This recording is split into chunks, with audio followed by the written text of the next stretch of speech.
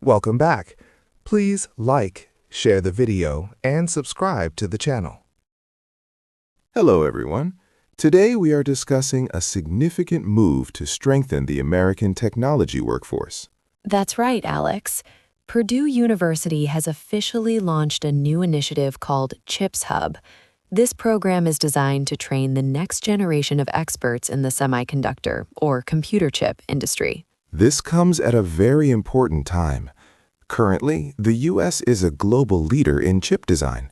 However, there is a growing problem, a shortage of skilled workers. Experts estimate that by the year 2030, the U.S. will face a major deficit of engineers. To address this, CHIPS Hub is working with the government and industry giants like Synopsys and Siemens. One of the biggest challenges for students has always been the cost. The professional software used to design chips is extremely expensive. In the past, smaller universities simply could not afford these tools. Exactly. But CHIPS Hub changes the game. It provides free, cloud-based access to these professional tools. This means students at any participating school can gain hands-on experience using the same technology as top engineers. It is a way to democratize high-tech education. The program expects to reach over 100 universities, helping tens of thousands of students join the workforce. This initiative also supports President Trump's priority of bringing manufacturing back to the United States. A strong domestic workforce is essential for both economic growth and national security. By removing financial barriers, Purdue is ensuring that talent can come from anywhere, not just the largest research schools. It is a steady, long-term investment in the future of American technology. Thank you for joining us for this discussion. We will see you next time. Good evening. Today, we are discussing a serious update in the world of cybersecurity. A new type of malware, known as Odyssey Stealer, is spreading rapidly across the globe. That is correct, Alex. For a long time, many people believed that macOS systems were safer than others. However, this new report shows that Mac users are now being targeted specifically. Let's look at the reach of this threat. It started in just a few countries, like the United States, France, and Spain. But now, experts see active infections in North and Latin America, Europe, Asia, and even Africa. It is a global surge. The Odyssey Stealer is designed to be very quiet. Once it is on a computer, it harvests sensitive data. This includes login credentials, session tokens, and financial information. And the most concerning part is how it uses that data. It can actually bypass multi-factor authentication. This allows hackers to enter personal and corporate accounts without permission. Exactly. The malware usually spreads through social engineering. For example, a user might see a fake software update or a website that looks like a legitimate tool. If they download it, the malware hides on their system, making it very difficult for traditional security software to find. It sounds like a very sophisticated operation. What are the experts advising? They suggest that organizations must use stronger security protection. Also, individual users need to be much more careful about what they download.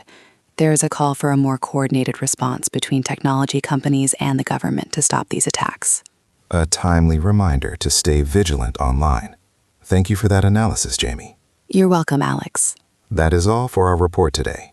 Thank you for joining us. Good morning.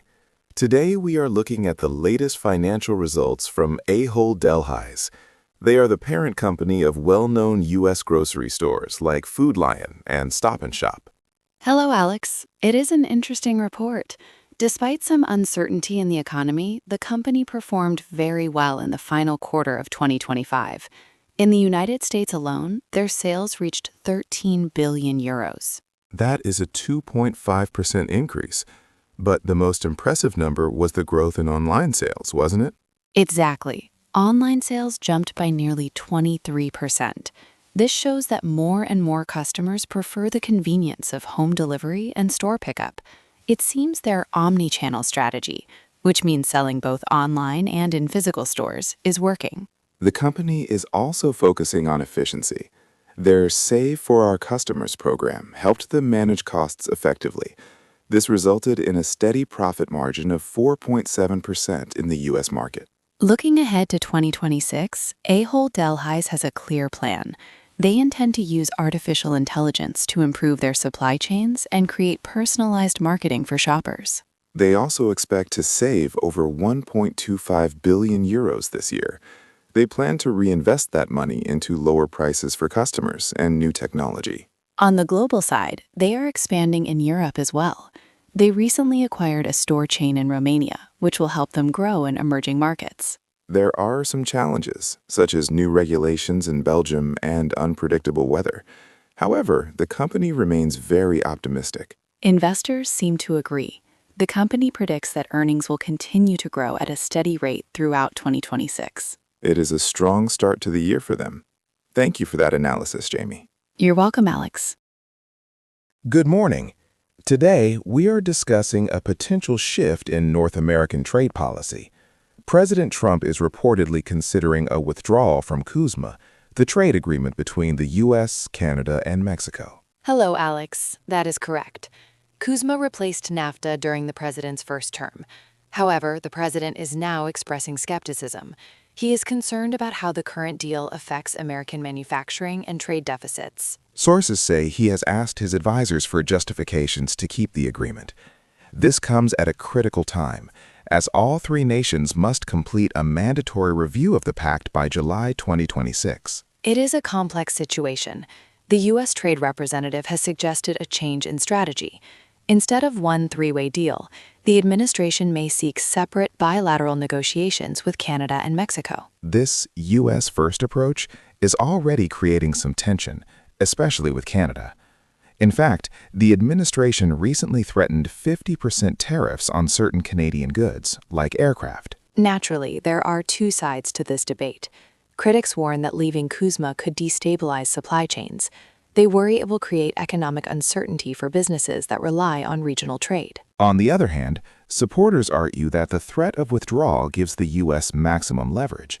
They believe it is the best way to negotiate terms that are more favorable to American workers. It is a clear move towards protectionism. As the 2026 deadline approaches, we should expect a period of very intense diplomatic maneuvering. Thank you for that analysis, Jamie. We will continue to monitor these developments as the White House moves forward with its trade strategy. Good morning. Today, we are looking at a major diplomatic move by the Trump administration in the South Caucasus. Vice President J.D. Vance just finished a visit to Armenia and Azerbaijan to promote a new trade and security plan. Hello, Alex. This plan is called the Trump Route for International Peace and Prosperity, or TRIP. It is a 26-mile transit corridor designed to reconnect the region by building a modern trade bridge. The project is quite strategic. It aims to connect the Caspian Sea to Turkey and Europe. Most importantly, it bypasses both Russia and Iran. Jamie, how does this change the local politics? It shifts the influence toward Washington. For a long time, Russia was the main power in this area. However, with Russia focused on Ukraine, the U.S. is stepping in as the primary partner for trade and infrastructure. To make this happen, the vice president offered significant deals to both nations. What were the specific highlights? In Armenia, Vance signed agreements that could create $5 billion in U.S. exports. In Azerbaijan, he promised cooperation on defense and artificial intelligence. It is a clear example of President Trump's transactional style of diplomacy. So the administration is using economic strength to solve old conflicts. By building this route, they hope to create a permanent buffer against regional rivals. Exactly. The goal is to secure strategic trade routes for the future while bringing more stability to the region through American investment. It is a bold move that marks a new chapter for U.S. foreign policy in the East. Thank you for that clear analysis, Jamie. You are very welcome, Alex. Good morning. Today, we are looking at a major legal battle beginning in a Los Angeles court. It involves two of the world's biggest tech companies, Meta and Google. Hello, Alex. This is a very serious case. Lawyers are now making their opening statements. They argue that social media platforms like Instagram and YouTube were knowingly designed to be addictive. They claim these apps prioritize profit over the mental health of children. That is a significant accusation. The lawsuit mentions specific features, such as infinite scrolling and constant notifications. The lawyers say these tools are designed to manipulate young brains. Good morning. Today, we are looking at a major legal battle beginning in a Los Angeles court. It involves two of the world's biggest tech companies, Meta and Google. Hello, Alex. This is a very serious case. Lawyers are now making their opening statements. They argue that social media platforms like Instagram and YouTube were knowingly designed to be addictive. They claim these apps prioritize profit over the mental health of children. That is a significant accusation. The lawsuit mentions specific features, such as infinite scrolling and constant notifications. The lawyers say these tools are designed to manipulate young brains to keep them online as long as possible. Exactly. The plaintiffs, which include several school districts and families, believe these designs have caused a rise in anxiety and depression among teenagers. They even claim that internal documents show company executives knew about these risks, but chose to focus on advertising revenue instead. It sounds like a very difficult situation. How are the tech companies defending themselves? Representatives for YouTube and Meta say they have introduced many new safety features and parental controls in recent years. They argue that parents, not the companies, should be responsible for supervising how children use the internet. They also believe their platforms offer important educational and social benefits. This trial is being called a pivotal moment for the digital world. Over the next few weeks, we will hear from psychologists, whistleblowers, and software engineers. If the court rules against the companies, it could cost them billions of dollars. It could also force them to fundamentally change how their apps are designed. This case will likely set a new standard for how we protect children in the digital age. Thank you, Jamie. We will continue to follow this story as the trial proceeds. Good morning. Today, we are looking at a new report from the Federal Reserve Bank of New York.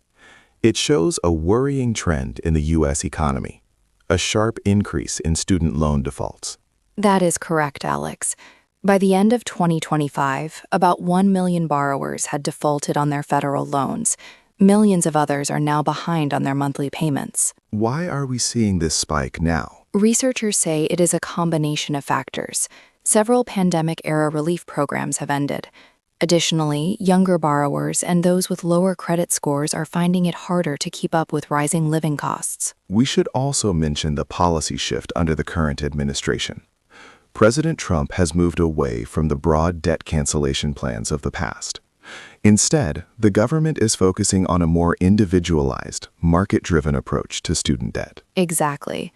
And while the job market remains stable, with 130,000 jobs added this January, the weight of this debt is a major problem.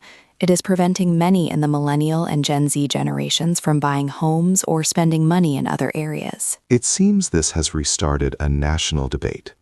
Some advocates are calling for stronger support systems, like better income-driven repayment plans. Meanwhile, some policymakers argue that the high cost of college is no longer worth the investment. With $1.7 trillion in total student debt, finding a balance is crucial.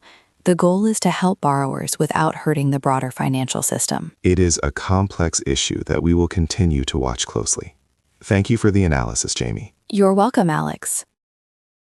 Good morning. I'm Alex.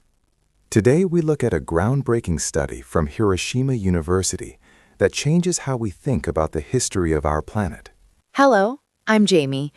For a long time, scientists believed that life began inside tiny, cell-like structures. However, a new international study is proposing a different idea. It is called the sticky gel theory. That sounds unusual. Instead of starting inside a cell, these researchers suggest that life began within a layer of gel on the surfaces of rocks. Why is this discovery so important? It solves a major puzzle called the dilution problem. You see, in the vast oceans of the early Earth, important molecules were too spread out. They were too far apart to meet and create the chemical reactions needed for life. I see. So the gel acted like a trap. Exactly. These sticky gels, similar to the films we see on rocks today, held the molecules close together. This stable environment allowed them to interact, grow, and eventually start the process of self-replication. So, rather than a cell membrane protecting life, It was this soft matter that provided the first safe home. It protected these delicate chemical networks from the harsh environment of the early Earth. Precisely. The study, published in the journal Chem Systems Chem, argues that these gels were the bridge between simple chemistry and the first living organisms. It is a fascinating shift in perspective. This gel-first model doesn't just explain our own history, it also gives us a new way to search for life on other planets. It certainly does. By looking for these types of environments, we might find that life is more common in the universe than we once thought. A very interesting development in the world of science. Thank you for joining us for this update. Thank you. Stay with us for more news. Hello and welcome. Today we are discussing a fascinating discovery from deep space. That is right, Alex. Scientists have found water on an interstellar comet named 3I/Atlas. This is a rare event, as it is only the third time we have ever seen a comet from another star system. It is a very significant find. Researchers used NASA's Swift Observatory to detect a specific gas called hydroxyl, which is a byproduct of water. What is most surprising is the timing. Usually, comets stay frozen and quiet until they get very close to the sun. However, 3I/Atlas started switching on and spraying water while it was still very far away. Indeed, it was releasing about 40 kilograms of water every single second. This early activity suggests that the comet's chemistry is different from the comets we usually see in our own solar system. This research, led by Auburn University, helps us understand the wider universe. It shows that water, one of the essential ingredients for life, exists in other star systems too. It is like a frozen wanderer or a chemical time capsule. If these interstellar objects carry water and organic molecules between stars, it increases the statistical likelihood of finding habitable environments elsewhere in the cosmos. Astronomers will continue to track 3I/Atlas as it moves closer to the sun. They hope to see even more complex chemical signals as the comet warms up. It is a remarkable look into a world far beyond our own. Thank you for joining us for this update. Thank you. Goodbye.